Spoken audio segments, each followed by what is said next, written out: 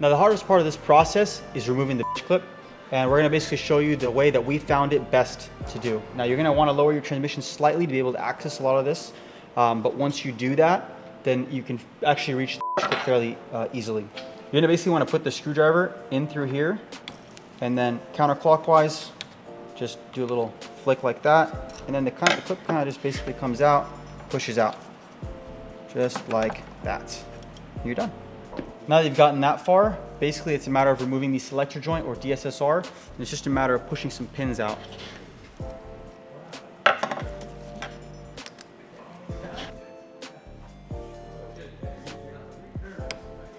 So once those two things are basically removed, what you're gonna wanna do is basically push this forward and basically pop it out of your rear carrier bushing. Now this is the Gargistic rear poly bushings, but it's just here for reference. What you do is basically just you're on the car and you're gonna basically push it forward, almost up. It would end up sliding like up and over. As you're basically pushing it forward, you're popping it out of this carrier.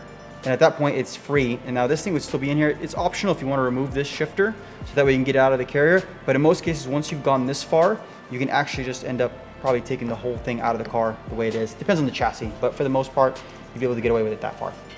On the E30, it might be a little bit harder because you actually have to get over this little ledge when you come to pull it out of the rear carrier. On the E36, there is no lip, so it makes it a little bit easier to pull it out, but that's basically the only difference between those two chassis. Now, if you've gone this far into an install, we really recommend changing out your selector joint because this is what really affects side-to-side play. People think like the solid shifter takes a lot of that slack out, and it does, but nothing compared to a DSSR setup.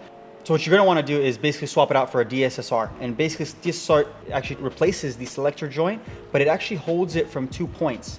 And because of that reason, that's what takes away side-to-side play. So you really shouldn't be installing a solid shifter with this because you're really still keeping some play that's side-to-side. So just think of it like this. Selector joint or DSSR takes away side-to-side play. Solid mount shifter affects throw. So the first thing you're gonna do to install a DSSR, which would actually be the first step of a solid mount shifter anyway, is basically you're just gonna end up putting it like that on the selector joint. Now ideally you're gonna wanna have replaced this because there's a foam block inside that goes bad over time. So definitely change that out if you can and then install this. But it's just a matter of using our pins. You basically just push the pins through, just like that. And there's like a little Delrin insert that goes on each side, popping it on there, and circlip.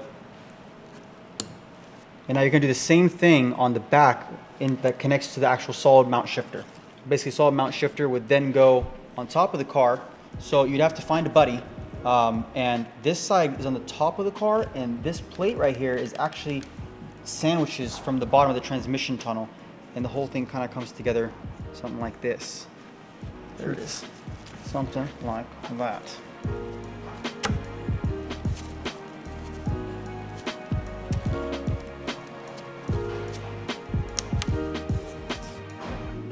Just like that.